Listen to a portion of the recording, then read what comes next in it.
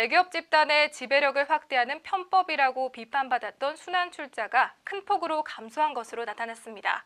문재인 정부가 순환출자 해소를 핵심적인 재벌개혁 정책으로 제시하면서 대기업들의 자발적인 조치가 더욱 탄력을 받은 것이란 분석인데요. 이와 관련해 뉴스룸에 나와 있는 이승재 기자와 이야기를 나눠보겠습니다. 안녕하세요. 안녕하세요. 네, 이승재 기자, 우선 순환출자라는 게 뭔지 설명 좀 부탁드리겠습니다. 네, 순환출자란 한 그룹 안에서 A기업이 B기업에게, B기업이 C기업에게, 다시 C기업이 A기업에게 투자함으로써 계열사들끼리 자본을 부풀리고 영향력을 행사하는 방식인데요. 적은 자본으로 A, B, C기업 모두에게 영향력을 미칠 수 있고 계열사를 늘리기가 쉽다는 점에서 많이 이용돼 온 수법입니다. 그러나 계열사들이 하나의 자본을 바탕으로 연결돼 있는 만큼 하나의 기업이 무너지면 다른 기업들이 연쇄적으로 무너지기가 쉽고 재무 책임성과 투입 투명성이 약화된다는 점에서 비판을 받아왔습니다. 네, 그렇군요. 그런데 이런 식의 출자 방식이 사실상 거의 사라진 거나 다름이 없다고요? 네, 그렇습니다. 공정거래위원회에 따르면 2013년 7월 기준 순환출자고리는 97,658개에 달했는데요. 5년 새 순환고리가 무려 99.96%나 해소돼 이달 20일 기준으로 6개 대기업 집단에서 41개의 고리만 남은 것으로 집계됐습니다. 이 중 롯데는 2013년 95,033개, 삼성은 2,555개의 고리를 갖고 있었는데요.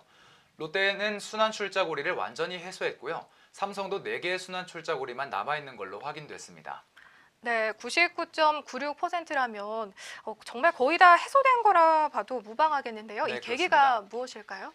네, 2014년에 신규 순환출자 금지와 기존 순환출자 자발 해소 유도를 골자로 하는 개정 공정거래법 시행을 이유로 기업들의 자발적인 노력이 늘었다는 게 가장 큰 요인으로 분석됩니다. 여기에 김상조 위원장이 취임한 지 1년 만에 282개의 고리 중 85%의 순환출자 고리가 해소된 걸로 봐 문재인 정부의 재벌개혁 정책으로 탄력을 받았다고도 볼 수 있겠습니다. 네, 그렇군요. 그렇다면 기업들의 자발적인 노력으로는 어떤 사례가 있을까요? 네, 대표적으로 현대자동차가 있는데요. 현대차는 현대모비스, 현대차, 기아차, 다시 현대모비스로 이어지는 구조를 비롯해 4개의 순환출자 고리를 갖고 있습니다. 현대차는 이를 해소하기 위해 정몽구 회장과 정의선 부회장 부자가 4조에서 5조 원을 들여 현대모비스 지분을 매입할 계획이라는 방안을 발표했습니다. 네, 그러면 이렇게 순환출자 고리가 해소되면서 어떤 점을 기대할 수 있을까요? 네, 우선 대기업 하면 생각나는 문어발식 계열사 확장이 있지 않습니까? 이 순환출자 고리가 해소됨으로써 문어발식 계열사 확장이 큰 폭으로 감소할 것이라는 분석이 나오고 있고요.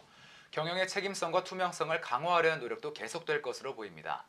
다만 공익법인, 지주회사, 금산분리, 사익편취 등의 문제는 아직 해결되지 않았기 때문에 앞으로 해결해야 할 숙제가 많이 남았다는 평가도 있습니다. 네, 한국 기업의 경영 투명성과 건전성을 악화시키는 순환출자 고리가 거의 다 해소됐다는 점에서 긍정적인 평가를 내릴 수 있지만 아직도 개선할 점이 많다는 분석이었습니다. 지금까지 이승재 기자였습니다. 고맙습니다. 고맙습니다.